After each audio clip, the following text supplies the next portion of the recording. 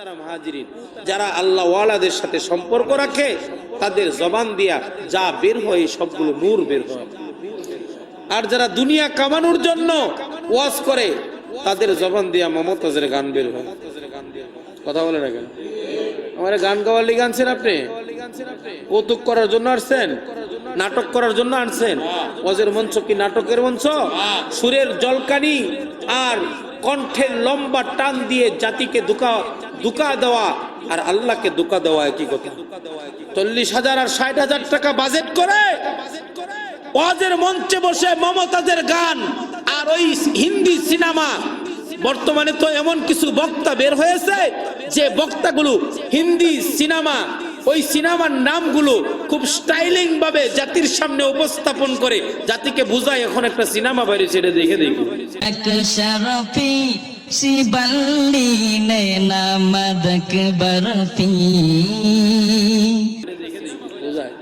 কি কি জানি নাম কইতেও পারি না, এগুলা কয়া জাতির সামনে মসজিদে বসে বসে সিনেমার নাম কর আছে না নাই জোরে কোন? এই তো ভাইরাল বক্তা একটা, হ্যাঁ, এই সিনেমার হিন্দি সিনেমার নাম বলে বলে জাতিকে বুঝাইতেছে। করে নয় বরং কেজিএফ মুভি দেখে দাঁড়িয়ে রাখে। আমি দেখতে পাচ্ছি এখন একটা মুভি বের হয়েছে পুষ্পা নাম, হচ্ছে তেলুগু মুভি, ইভেন এই সমস্ত হলিউড আর বলিউড মুভি। কি জানি নাম, ওই শাহরুখ খান বলতেছে শাহরুখ খান নাকি একেবারে গোটা পৃথিবীর ভিতরে শ্রেষ্ঠ সফল ব্যক্তি, সিনেমা করে সে সফল ব্যক্তি।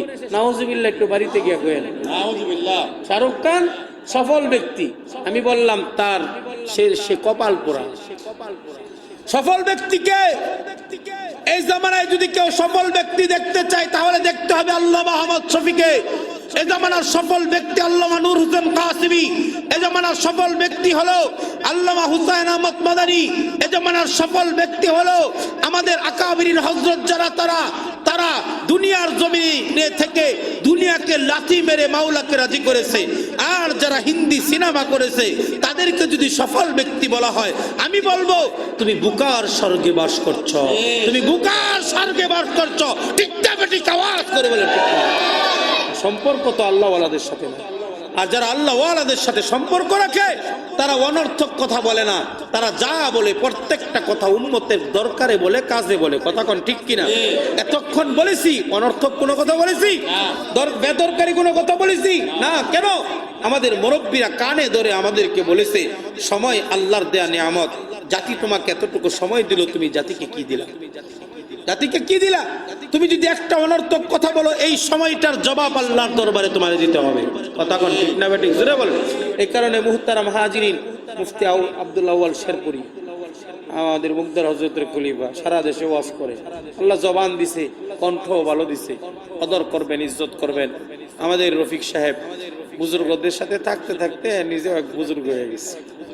আমি নোয়াখালী গেছিলাম এক মাহফিলে, একজন দরবেশ ছিল, নাম হলো লাল মিয়া। আল্লাহওয়ালা ছিল, বুজুর্গ ছিল। তে আরো 22-23 বছর, আরো বেশি হবে সময় সম্ভবত, এর আগের কথা। উনি নাকি নদীর কিনারে বৈশা গামছা বিছাইয়া নদী পার হইতে পারে। খুব ভালো বুজুর্গ ছিল নাকি। তা আমার জুমার মসজিদ থেকে এক যুবক আমার বয়ান শুনে আমাকে দাওয়াত দিছে। আমি গেলাম, বয়ান করলাম। তো বললো হুজুর, উনি মরে যাওয়ার আগে বলছে যে মাজার করতে পারবি না, আমার কবরে যেন কেউ সেজদা না দেয়। প্রতি বছর হক্কানি বুজুর্গ আলিমদেরকে আয়না মাহফিল করবি আর এখানে মসজিদ বানাবি, মাদ্রাসা বানাবি। আলহামদুলিল্লাহ গিয়ে দেখে আসলাম, সুন্দর মসজিদ, হক্কানি ওলামা একরাম, বড় বড় বুজুর্গ ওলামা একরাম গিয়ে এখানে বয়ান করে। তো যেটা বলতেছিলাম যে লোকটা সাধারণ ব্যক্তি ছিল কিন্তু আল্লাহওয়ালা ছিল। আমাদের রফিক সাহেব জেনারেল শিক্ষিত, আল্লাহ ওয়ালাদের সাথে থাকতে থাকতে নিজেও আল্লাহর ওলি হয়ে গেছে। আল্লাহ কবুল করেন, জোরে বলেন আমিন। মদখুরের সাথে থাকলে মদ খাওয়া শিখালে না? হ্যাঁ, দেখবেন আপনি, খেয়াল করে দেখেন, একটার সাথে আর একটা গোসা খাইলে ওইটার তাসির একটা পরে।